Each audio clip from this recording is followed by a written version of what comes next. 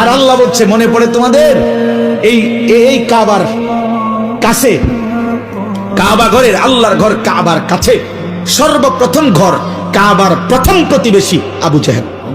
আবু জেহেলের আগে কাবা ঘরের সাথে আর কারো ঘর নেই, কারো ঘর ছিল না।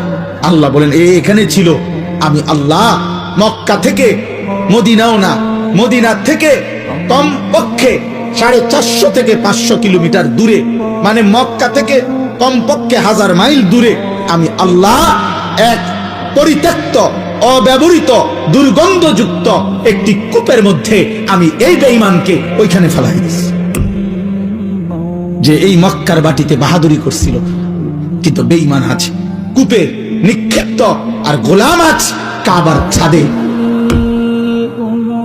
ঈমান গোলামকে ছাদে উঠাই দিছে কাবার। কুফরি, নাফরমানি আবু জেহেলকে নিক্ষিপ্ত করে দিছে বদরের পরিত্যক্ত কূপে।